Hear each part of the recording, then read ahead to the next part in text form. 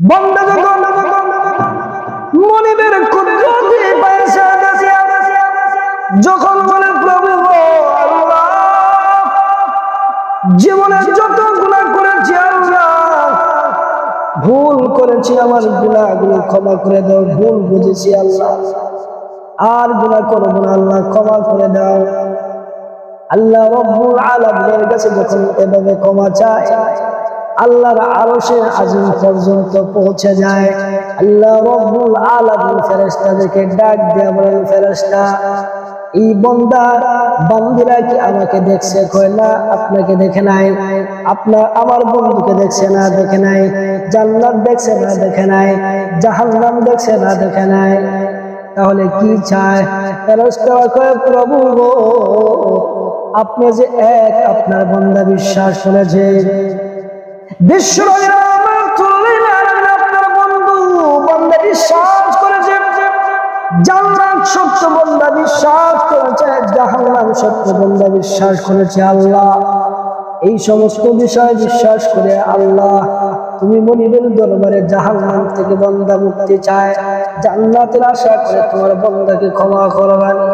আল্লাহ রাব্বুল আলামিন বলেন, ফেরেশতারে, জান্নাত দেখে নাই, জাহান্নাম দেখে নাই, বান্দা আমাকে দেখে নাই, আমার বন্ধুকে দেখে নাই, বিশ্বাস করিয়া জাহান্নামের আযাব গজবকে ভয় করে আমি আল্লাহর কাছে ক্ষমা চাই।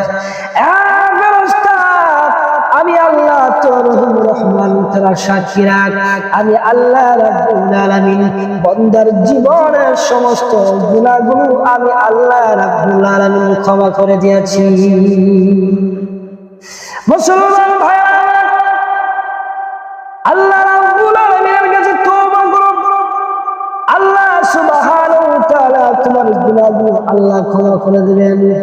আত্তাইবু মিনাল যামবি কামান লা যামবা লা, গুনাহ থেকে তওবা করে ওই ব্যক্তির নেই যার জীবনে কোনো গুনাহ নাই।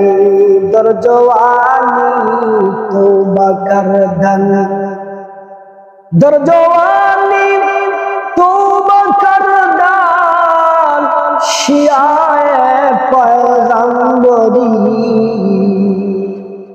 वक्त फिरी गिन गेजालन मिशवान फरहज गरी। যৌবনে তওবা করা নবীদের নীতি, বৃদ্ধ হয়ে গেলে হিংস্র প্রাণী ভাগ, সেও কিন্তু ফরহেজগার হয়ে যায়। মুসলমানি বান্দা, তুমি আমি কত জায়গায় কত গুনাহ করেছি, আপনার আমার গুনাহ সম্পর্কে জানা নাই, কিন্তু মহান আরশের মালিক আল্লাহ রাব্বুল আলামিনের গুনাহ সম্পর্কে জানা আছে।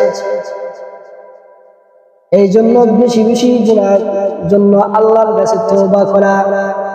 পৃথিবীর মানুষের ক্যামেরার মধ্যে যদি অনেক কিছু ধরা পড়তে পারে, অনেক কিছু জানা থাকতে পারে, মহান আরশের মালিক আল্লাহ রাব্বুল আলামিন আপনার আমার ব্যাপারে যে ক্যামেরা আল্লাহ ফিট করছেন, ওই ক্যামেরার পাওয়ারটা কতটুকু হবে।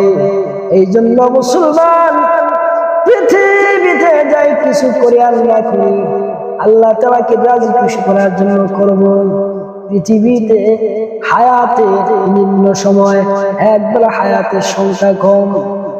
আল্লাহ রাব্বুল আলামিন উম্মতি মুহাম্মাদীকে আল্লাহ সুবহানাহু ওয়া তাআলা জীর্ণশীল হায়াত দিয়ে পাঠাইছে।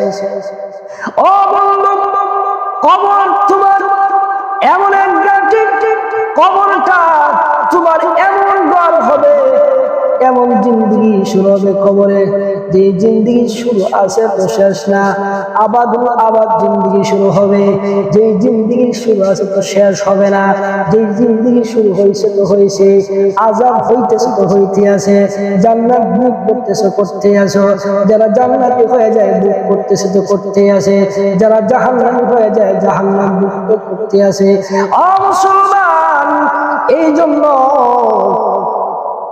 ঈমান আমলকে ঠিক করে আল্লাহ রাব্বুল আলামিনকে খুশি করে যদি আমরা কবরে যেতে পারি, মহান আরশের মালিক খুশি হইয়া আল্লাহ জান্নাত বরাদ্দ করে দিবে। আমরা গুনাহ করতে ভালোবাসি, গুনাহ করতে মজা পাই, মহান আরশের মালিক বান্দার বাহানা খুঁজে। আল্লাহ রাব্বুল আলামিন বান্দার গুনাহকে মোচন করতে ভালোবাসেন। আল্লাহ রাব্বুল আলামিন ঘুমায় না, লা তাখুযুহু সিনাতু ওয়ালা নাওম। আল্লাহ ঘুমায় না, আল্লাহ তন্দ্রায় যান না। কারণ কোন সময় বান্দা আল্লাহর কাছে চায়, আল্লাহ কেন ঘুমায় না? মুফাসসিরিনে কেরাম ব্যাখ্যা করেছেন আল্লাহ কেন ঘুমায় না গো, আল্লাহর ৯৯টি নাম রয়েছে, তার মধ্যে ২টা নাম হলো রহিম রহমান, দয়ালু অতি দয়ালু। আল্লাহ রাব্বুল আলামিন বান্দার প্রতি অতি দয়ালু হওয়ার কারণে আমার আল্লাহ রাব্বুল আলামিন ঘুমায় না।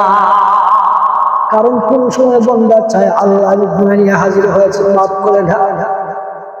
কোন সময় বান্দা আল্লাহ রাব্বুল আলামিনের কাছে অসুস্থতার কথা বলে, কোন সময় বান্দা আল্লাহ তাআলার কাছে সুস্থতার কথা বলে, কোন সময় কি প্রয়োজন বান্দা বলে। এই জন্য আল্লাহ রাব্বুল আলামিন ঘুমায় না, লা তাখুযুহু সিনাতু ওয়ালা নাওম। আল্লাহর কোনো ঘুম নাই, তন্দ্রা নাই, নিদ্রা নাই, আল্লাহ ঘুমায় না। আল্লাহ একমাত্র ঘুমায় না, বান্দার কি প্রয়োজন এই প্রয়োজন মিটানোর জন্য আরশের মালিক আল্লাহ রাব্বুল আলামিন ঘুমায় না।